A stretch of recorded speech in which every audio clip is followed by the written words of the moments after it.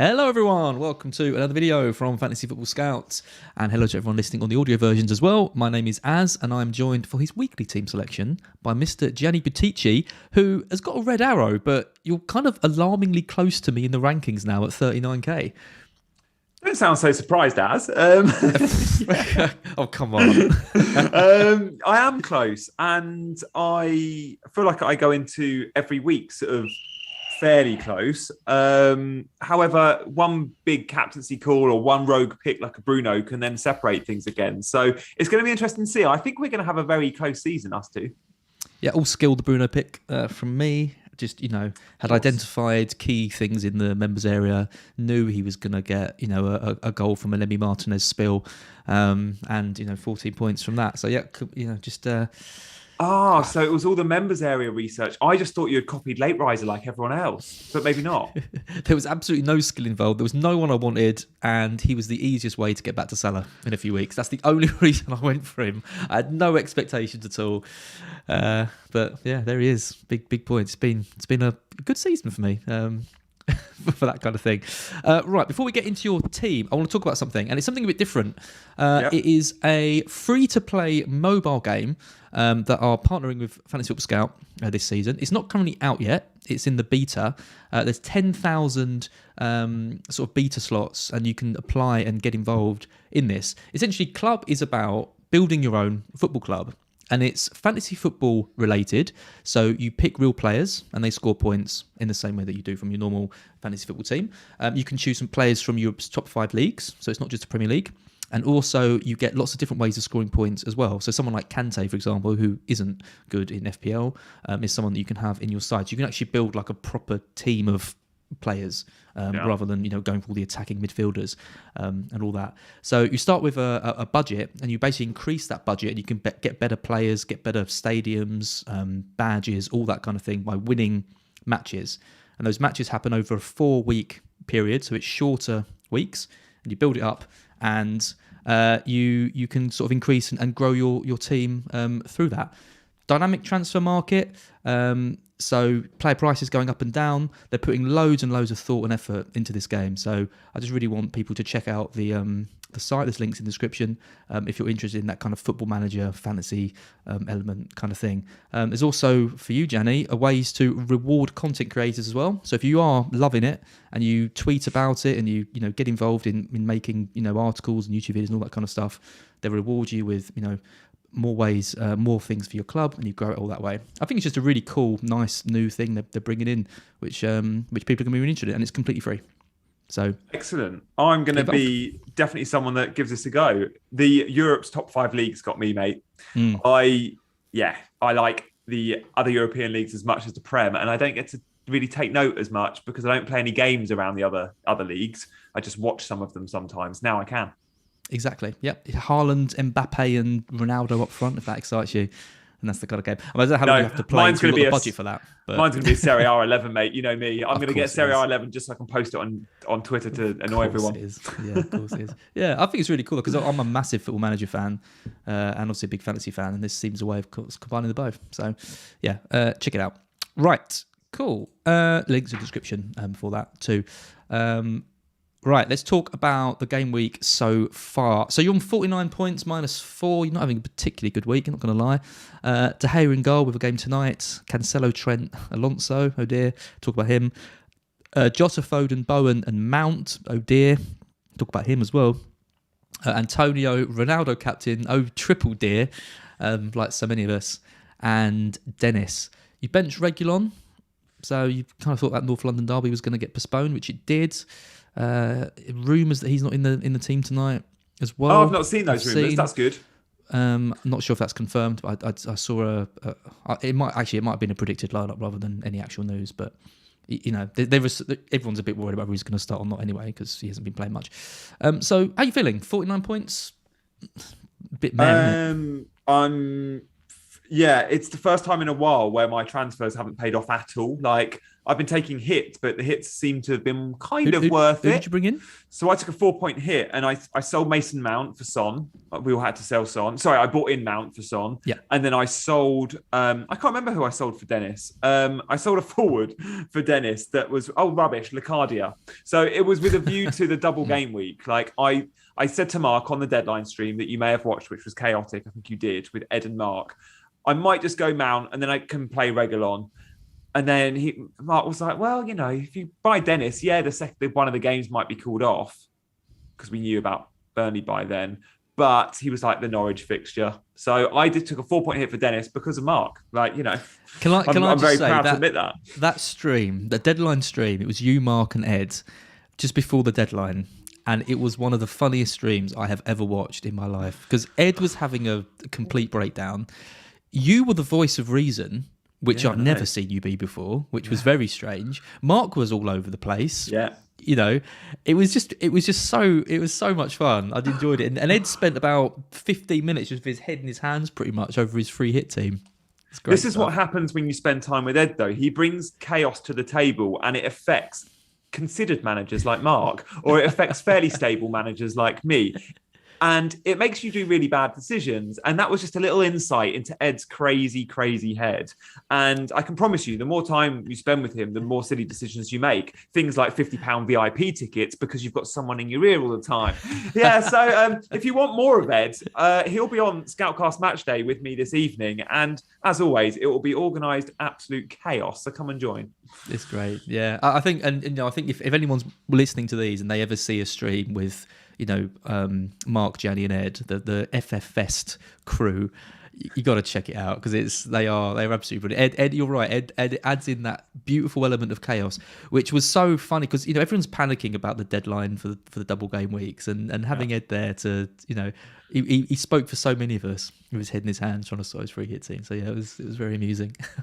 Yeah, fortunately, he doesn't mind being a terrible FPL manager. He knows he kind of has got the casual vibes. And I think everyone kind of sometimes needs to see that window because we're all so serious about FPL. He really isn't. So it's quite light and fluffy. refreshing. Yeah. I wouldn't go to him for advice if you're tuning into the deadline stream for some last minute some last bits of sage wisdom, then Ed probably isn't the one to go for. But for entertainment, he's right up there. Let's don't go to advice for Ed. I know I don't want to make this the Ed show, but don't go to advice for Ed for anything. Like, not limited to FPL. Oh, brilliant. Right, let's talk about Chelsea. So Chelsea played Brighton last night. I thought Brighton were absolutely brilliant throughout, similar to how they were. Well, similar to how they are in most games. I see Brighton play. Lacked cutting edge as usual, but managed to get the goal from a corner, which I can't remember any corners we've scored this season. I think it's got to be one of the only ones we had. But you've got to be disappointed as a Chelsea fan because you've been rubbish for ages now.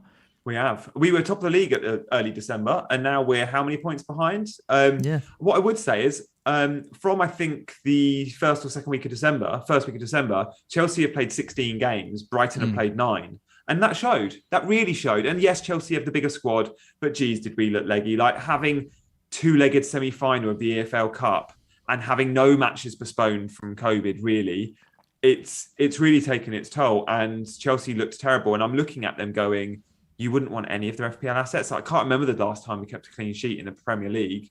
And then their attacking players, I went for a short-term punt on Mount. Because of that Brighton fixture, I fancied him. Like I thought I might get. It didn't look like scoring any points. So they're definitely a team to steer clear of. And I hope now, having a little break. Yes, they've got the Club World Cup, but they have got a bit of a break as well. They'll come back from that to a sea of green fixtures, by the way.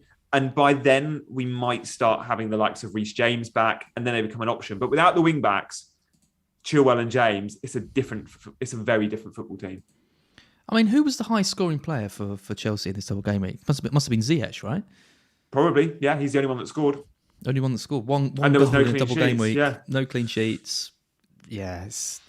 One goal and we didn't look like scoring anymore. It was one goal and one goal max. Like, against City, there was 1-1-on-1 for Lukaku against Edison and one big chance. And last night against Brighton, I can't remember any big chances. So, yeah, it's poor. They're an obvious sell.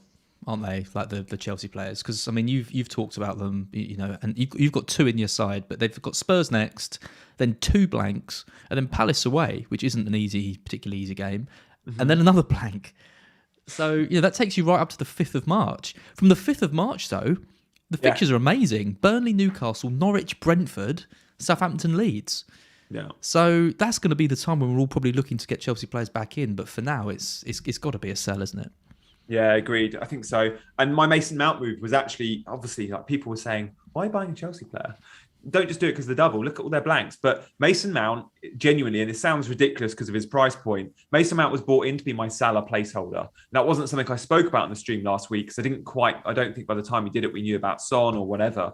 But I look at my midfield, I'm not selling Jota, Foden, Bowen or Saka anytime soon. So how do you get Salah back into this team? Well, that 5th midfield spot. So I knew if I went Mason Mount, by the time I need to sell him after the Spurs game, that's when we're all looking to bring Salah back in anyway. So yeah, sure, I've got to move some funds around, but that 5th midfield spot, Mason Mount does become Salah. So I was happy to go for a short-term pick there, knowing Salah was always going to come think the Mount Ronaldo to Salah Watkins, I think is going to be a very popular move, because Watkins is obviously around the same price as Mount, and Salah's around the same price as Ronaldo. So if you've got a little bit in the bank, I think that move makes a lot of sense. Just looking at your other players this week, I mean, it's just been a disappointing week in general, isn't it? I mean, the only teams that had doubles really, you're looking at Brentford. We're not expecting much from them tonight. Chelsea haven't delivered. I mean, Brighton didn't deliver. I think Cucurella got like 5 points or something, but people who went for Trossard or Mopé or these guys just would have been burnt by it. It was just a difficult week unless you bought in Fernandes. He was the only one.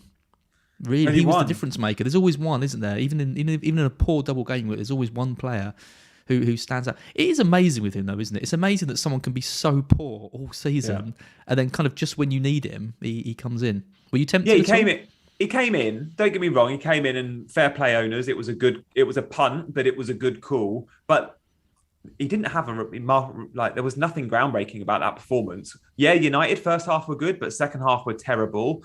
And the first goal comes from a huge blunder, and the second goal comes when it was all Villa and United on the break. And Bruno is so good at that. Bruno has got legs to get forward. He's not the quickest, but geez, that guy can run all day. And he does always seem to pop up in the box, especially when the other team is pushing. I remember last season, the amount of goals Bruno got late in a game when United were 1-0 up or 2-0 up. They're going to the last 10 minutes. I remember a game against Newcastle, I think it was. It was all Newcastle. And I was thinking, I don't know Bruno. And I just know United are so deadly on the counter, especially Ollie's United. They really were. And Bruno was always the one getting on the end of the ball on the counters. And again, we saw that off the bar goal. But yeah, XG 0.35, 2 goals. It worked out very well for his owners, and fair play for going there. And those on a free hit, I hope many on a free hit went there. So if you're on a free hit, you probably didn't pick Cancelo and you missed out on those 11 points. You may have missed out on Trent's 10. You may have missed out on Bowen's 7. Like the single game week players, other than Bruno, have got the biggest scores so far. Yeah, I mean, we talked about neither of us were tempted to free hit. I don't think just given the options that we had. I can fair play to people who went for it and tried to hit it, but you were relying on, like I said, players like Trossard and even like Lukaku or a Mount. I mean, Mount would have been in pretty much every free hit team imaginable, but obviously it just didn't come through. It was just a tough week unless you weren't owned like the kind of key players everyone's got in Cancelo and Trent, and then the one player who's done well in Fernandes. It's going to be an interesting game tonight. I think we're all expecting kind of a fairly sizable United win, given how poor Brentford have been, but. There's a good comment in the chat from Frode, who says that your pool table is reminiscent of United's tactics, the 1-1-1-1-1-1-1 formation. Brilliant. I missed that. Yeah, very good. Yeah. I'm glad to see United first half last time out played the 4-3-3, and Bruno in that midfield 3 should mean fewer points, by the way, and it didn't. But I think the 4-3-3, they did look slightly better. And I think we will see that tonight again. I think 4-3-3 might be here to stay. The 4-2-2-2-2-2-2-2 hasn't worked. It has not, no. Right, that's looking back. Let's look forward then. So your team that you sent me, the reason this stream is called what it is because you basically messaged me and said you have no idea what you're doing this week. So we've got De Gea in goal. We've got Cancelo, Trent and Alonso. Jota, Foden, Mount, Bowen, Saka, Ronaldo, currently captained, and Dennis and then you've benched Antonio, Diop, and Reguilon. So, what's your kind of early thoughts with this team? Yeah, firstly, I guess this is just the way FPL is going at the moment. I genuinely don't think about my team until a day or two before. And until tonight's fixtures are over and we've had another night of eye testing or potential injuries or whatever, I haven't given it too much thought. But at the moment, I'm looking at it going, unless we get a double game week announcement, and there is hope and there is talk that Aston Villa and Leeds could get a double. But for every day that passes, I am like, are we going to see it? If we don't get any doubles, I'm very tempted just to roll the transfer. And hopefully, if every week that passes we don't get doubles, there's another week of planning where we can go, we've got doubles to come. And if you go into that with 2 free transfers, it's great.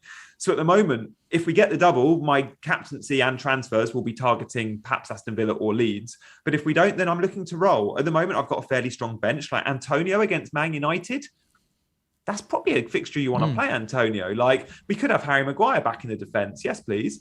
And United playing midweek, West Ham not. West Ham a little bit of a rest. Antonio certainly needs that. So again, like, even with this 11, I'd be tempted to perhaps play Antonio over a Mount and bench Mason Mount the way Chelsea are looking at the moment. So again, that's a bit of a 50-50 call. But yeah, no transfer plans unless we get a double. And if we do, Alonso, obviously, I'm looking to sell soon. Alonso to Dean looks like a very easy transfer. I think we could well have quite an interesting situation on our hands, which is if the deadline passes and then Villa have another game dropped in. Yeah. I genuinely don't know what's going to happen, what FPL we're going to do about that, because from what I understand, they can't add in a game when the game week's already in progress, but equally they can't move the deadline forward. Yeah. So we had a chat about this when we were recently at the Premier League, didn't we? About sort of adding games, and it was like that's never been done. They've never moved deadlines once it's been set. No. It's all, if we look at the 12 years or 13 years of the game, it's never happened. So it will be an interesting one. It will be. It's because we've got this big break now, this like almost 2-week break. I don't know what's going to happen. What are you feeling with Villa? Because Villa seem obvious targets to me. I mean, the double game week or not, there's going to be one at some point. They've got really good fixtures. They're playing well. Defensively, they're looking a lot better under Gerrard. Yeah. And, Watkins is looking a good option. They've got Coutinho now. They've got even players like Ramsey. Even Buendia is now maybe a target for us. Is there any like Villa players that you're maybe considering? Yeah, there's 3, and it's one in each position. And actually, even without the double, looking at their fixtures, it probably makes sense to sell Alonso for Dean now. Like, I look at it, Everton, Leeds, Newcastle, Watford, Brighton, Southampton. What a run of games that is. Like, even if we weren't getting doubles, that's still great. So Dean at the back, Coutinho in the middle, Watkins up front. I do think we could go into Villa's first choice 11. Buendia is playing really well at the minute, and that makes me think it's going to be Watkins down the middle. Ings probably has to drop out. I don't think he's going to disturb that midfield 3 of McGinn, Ramsey, and Douglas Luiz that have played so well together. Like, Ramsey is the best 4.5 in the game by a country mile. And then you go narrow front 3, a bit like Chelsea's would, 2 inside forwards in Coutinho and Buendia, and then Watkins, who's been probably their player of the season, that's what Gerrard said recently, as the number 9. That does mean there is a massive incentive for the fullbacks to push forward, because both Coutinho and Buendia will drift in. It's not playing with your El Ghazis or your who are the other wide forwards, Leon Bailey's. So again, Luka Dean and Matt Cash come into the equation. And I just think Aston Villa will keep clean sheets. Very good goalkeeper. Gerrard was very good at the back at Rangers. And he did ask his fullbacks at Rangers to get forward a lot. So I can't split them in terms of Dean, Coutinho and Watkins, who I'd prioritise. We usually go towards the glamorous number 9 that's going to score goals. But actually, I think the clean sheet points and the assist points Luka Dean gets could be really valuable. Yeah. It's interesting because I've been doing quite a lot of research on Villa for Black Box tonight, looking at them kind of before Gerrard and post. If you listen to this, you get a bit of a spoiler for tonight. But essentially, kind of some of the things I noticed which were quite interesting were just how much Gerrard has improved them defensively. I know they haven't really been keeping the clean sheets, but attacking wise, there isn't a huge amount of change. But defensively, they're a lot tighter. But there's 2 players that have really failed to deliver for Gerrard. Looking at the stats, one of them is Ings, whose stats have really fallen in terms of expecting goal involvement, and expected goal involvement per minute as well. So Watkins is at the top of both, by the way. So Watkins is the biggest threat for Villa, both under Smith and under Gerrard. So he's the obvious buy for me. I think you're right. I think in the system they've got, I can't see Watkins being shifted out wide to accommodate Ings, who hasn't exactly been setting the world alight under Gerrard. The other player who's been the biggest underperforming player for Gerrard has been Matt Targett. Interesting. Who he hooked at half-time in the opening game of the season against Watford because Ismail Sarr was giving him the runaround. Yep. You talk about him wanting to bomb up forward with these fullbacks. Well, looking at the attacking data, it's interesting because it's 11 games under Smith, 11 games under Gerrard. It's like the perfect time to actually kind of compare them.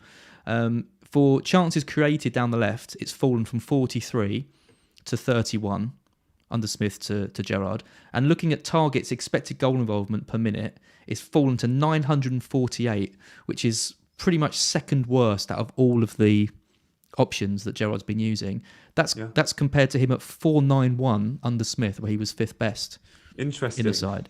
So he's bought Dean for a reason. There's people talking about, there's going to be this rotation between Dean and Targett. Can't see it. Targett has been poor. Has been so poor. Yeah, you don't spend for a club like Aston Villa, with all due respect, you don't spend north of 25 million on a left back unless you're going to play him every week, right? And Dean doesn't leave Everton without those sort of assurances if he's going to be sort of in.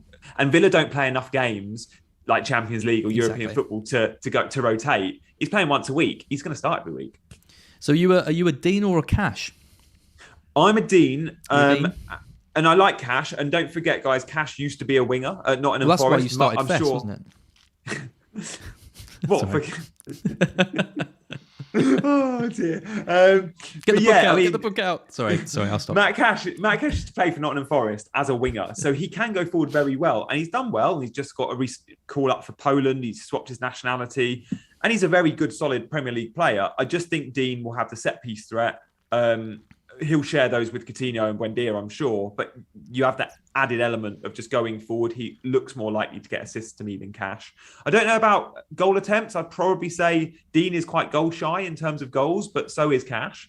So Dean for me is worth that little bit extra if you have to spend it in FPL. I get confused now. I'm playing Fan Team. The prices. He's definitely more expensive in Fan Team. In FPL, I'm just looking now. He's cheaper. They're both 5. Oh, he's 5.1 Cash. Yeah, Cash is a little bit. And Dean's 5. Yeah. So, Dean for me. And I really would like double Villa, looking at those fixtures, whether that's Coutinho or Watkins. Watkins is difficult for me to fit in. I don't want to sell Dennis. I like him as a third forward, knowing Watford are due so many fixtures. I don't want to sell Antonio at all, but Ronaldo will have to go. So I guess Watkins will come out for, Watkins will go in for Ronaldo when that happens. Things are looking good. I mean, just going back to the fullbacks, what I would say at Rangers again is, I think it was the right back, James Tavernier at Rangers, scored a crazy amount of goals for Gerrard. He wants his fullback so high. Check out James Tavernier's stats. He was on penalties, I think. And I really dislike the guy because he breeds dogs and cuts their ears and does dogfighting and all horrible things, but hell of a footballer that scores goals. So again, looking at that, Cash and Dean will be getting forward. Don't know where to go with that knowledge that I didn't have. It's been a bit disappointing in terms of Villa's attacking numbers though down the flanks. Like I said, they haven't improved at all in terms of creating chances down the flanks under Gerrard compared to under Smith. And I think a lot of us thought that was going to be quite a big thing for them. One thing to note though is that Villa have, from an attacking point of view, have had they're 16th in the ticker since Gerrard's been there out of the 20 teams, whereas under Smith they were 9th. So it could be that we haven't seen the kind of full free-flowing fullbacks that we kind of are expecting. I think it's just, we spoke about this last week. I can't remember what team. It's so much easier just to shore up the back when you come in. I think Gerrard hasn't had the hours on the training ground to perhaps perfect that movement, but so it hasn't been his priority. But I think we'll see it. Surely you sell Alonso for one of Dean or Cash. Yeah, Is that not the easiest? That's about the easiest move I could think of for you. That's very likely my move. I just wanted the assurance of a double game week. Let's say Aston Villa don't get one and someone else does. That Alonso to a fullback playing twice. That Alonso spot. Yes, I like Dean. The other team I really want to cover at the back is Wolves. But again, without the doubles, it's hard to go. I really like Ait-Nouri. He's so cheap as well. He's 4.3 million. Yeah. And he got 2 assists last time. He's definitely going to be first choice. So Wolves and Villa are the 2 teams I'm looking to cover defensively. And then I think we can't underestimate Man City as well. Like, not many have the City double up. Laporte's a really nice option. Double City defence, they just don't look like conceding, and they got nice fixtures too. So Alonso's spot will go to Dean, Aït-Nouri or Laporte. And again, that Diop spot is very likely to move to one of those other players. Diop's not going to be starting for West Ham at all very soon. They've got players back to fit. Like I think Ogbona's back soon, and Diop is definitely behind. No, Zuma's back. Sorry, it's Zuma. Ogbona's out for the season. Yeah, Zuma's back soon. Zuma, so it'll be Zuma and Dawson. Yeah. I mean, they need to get someone back. They're really struggling. Those two centre backs. Well, they're the backup centre backs, aren't they? So asking them to, be there and push for their top 4 charge is asking a lot from them. I think. Captain, you've got your captain on Ronaldo this week. To me, it looks like a fairly good week to roll the dice a little bit. I don't think there is a standout option so much. I think it's probably De Bruyne if I had him. I think he'd be the one that I'd go for. But the screen grab I sent you definitely didn't have Ronaldo captain, didn't it? But that's fine. Okay. It was up in the air. The screen grab I sent you I can 100% confirm this, had Foden captain. And I was thinking, which is because I did it as like, we can talk about this because I know you and I have both been very close on Foden captaincy. So I don't think it will be Ronaldo. I mean, maybe he scores a hat-trick tonight, looks great, and it is. But I'm actually veering towards both Foden and Saka at the moment. They're the two I like. Yeah, good. I thought you were boring, but I was misguided. Yeah. No, I don't fancy Ronaldo against West Ham unless I see something brilliant tonight. And I don't think I fancy Jota away from home either. Liverpool just looks short without Salah, and obviously Liverpool having to play Thursday as well. So at the moment it's on Foden, and if it's not, it's on Saka as vice. I think there's options, right across your team. You've got Cancelo and Trent, potential options, both just delivering week on week. Jota, Foden, Saka, like you mentioned, maybe even Bowen. I mean, given how you talk about Maguire coming back and how poor United have been, and then you've got Ronaldo and Dennis up top. I think you could pretty much captain anyone in your team except for your 2 Chelsea players. Yeah, and if we do get a doubler, I would almost certainly be going to the guy I bring in on a double game week. I would genuinely even be tempted to captain someone like let's say I go boring with a defensive transfer, Luka Dean. I always back the guy that will get 180 minutes. So outside of these guys, because there isn't a standout, I would back my Aston Villa player, I think, if they play twice. Yeah, to me, it just feels like when Salah's back soon, and we're not going to have this fun again. You might as well roll the dice a little bit and try and hit one of these hauls, because I don't think there's going to be huge variance between a lot of these players. Yeah, you're not going. There's no way you're going Ronaldo unless you see something brilliant tonight. You're going to go Foden with me, I'm sure of it. I'm thinking about giving it to Martinelli. Yeah, or Saka, Martinelli. Or Saka. Yeah. I think the Arsenal Burnley game is the best one, but it's whether that game goes ahead. You've got Arsenal who had no players and have decided to loan out and sell the remaining ones they've got left. And then you've got Burnley who, basically aren't going to ever play a game again because they haven't played for about 6 months or whatever it is. So, tell you what, as targeting Burnley, knowing they haven't played for so long, it's going to be like pre-season for them. They will be so short of match fitness, won't they? Yes, that's a good point. I thought you meant targeting them in bringing in some of their players. I was going to say, who'd you bring in? Oh, no, sorry. Matt Lowton or Dwight McNeil. They're about your best, about your best fix. Yeah, I think so. I think Burnley are the team to target. Yeah. And also, they're going to have to probably play a lot of games pretty... they're not going to get much rest. I don't think it's doing them any favours making all these postponements, because they're going to have to play these games at some point. They're going to have to cram them all in, and and it's going to be difficult. I mean, in their defence, I think they've only called off 2, haven't they? The other ones were other teams calling it off. There was a snow fixture as well, wasn't there? A snow fixture. That was a Spurs one. Yeah. So it's not their fault, and all the clubs seem to be doing it and kind of trying to take advantage of the rules. Hopefully, we'll see that kind of come to an end over this break. But as what I'd say about just finally about Alonso is the reason I wasn't convinced about selling him unless we get the fixture announcements is he's just played Spurs twice in the EFL Cup. I think did he start one? He might have been rested for one of the games. Anyway, Chelsea got 2 clean sheets in those games, and I'm like, does Spurs look like scoring? Again, I need to see Spurs attack tonight. Spurs attack without Son. If they don't look like scoring or don't score against Leicester, I would be tempted to give Alonso that one more roll of the dice. You're gonna be stuck with him forever, Gianni. I reckon he's one of those players that you kind of never manage to get rid of. Yeah. And maybe yeah. I'll sell Diop instead and go Diop to Dean, because I am sure I don't want Diop going forward. Like, he has got one more game in him, max, I reckon. Yeah, very interesting. I think we call it there. Gianni, nice and done half an hour. Very nice. I imagine you're going to end up buying a Villa player. I think if we do get any news of we're going to have to get it pretty soon. It's going to have to be tomorrow or early Friday. I think Watkins. Then I think we'll all be kind of ripping our teams up probably to get Watkins in, if that's the case, or like you say, or Dean captain, which is shows how quickly things can turn around, doesn't it? Yeah, exactly. Well, we'll make the most of not having Salah, as you say. Like, we wouldn't go Dean captain if Salah played Crystal Palace in a single game week. We'd still go Salah. So let's try and have a little bit of fun when Salah's away, when the cat's away. Guys, there's 877 people watching. Like, thank you for following my journey on these weekly videos with Az. But from that 877, if just half of you come and watch this evening, it would be, I promise you won't regret it. Like, maybe you want to watch the games on mute and listen to us, or maybe you just want to come in and out and do the halftime thing or whatever. But it'll be me and Ed for about 3 hours of chaos during 2 brilliant FPL games. And we don't just update on the games, we're talking about all sorts. FPL strategy, sure, similar to what we've done now, but also about Ed's job as a RE teacher or whatever. Like, I can promise you lols. I didn't know he was an RE teacher. I didn't know that. Yeah. I think he teaches like definitely some sort of religious studies or like ethics and all sort. He teaches stuff you wouldn't think he'd teach. Amazing. So absolutely, what Gianni says. Check out that video tonight when you're watching Ronaldo score a hat trick for both of us.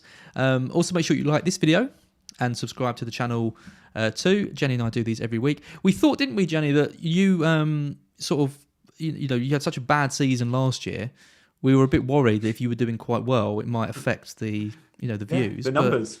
But, we're getting good numbers this year. It's good that so many people seem to enjoy listening to us. They definitely prefer seeing me with terrible red arrows, though. Last season, I'm sure everyone was just having so much fun. I know I do. Like, I reckon I was at 1 million rank at this point last year. Yeah, no, you've stepped it up, and you're not that far off me. It's a big. You've overtaken Chris now as well. He was mentioning that when we had a chat earlier. Right. Okay. Good. I'm the sort of guy that would usually beat Chris hands down every season. It's just last year was a freak. So whatever. He finished 5K last year. He won't be happy to hear you say that. He did have a good one, didn't he? Awesome, Gianni. Thanks so much. I'll be listening tonight. I urge everyone to do the same. But there's a bit of a break now, 2-week break. But we'll catch up again in a couple of weeks. Look forward to it. Good to chat. Good luck, FPL managers. Let's go big on Ronaldo tonight. Come on, it's happening. Let's do it. I don't think we'll ever hear you say that again. I won't wear my Man United Ronaldo shirt because I know what happened last time. Absolutely.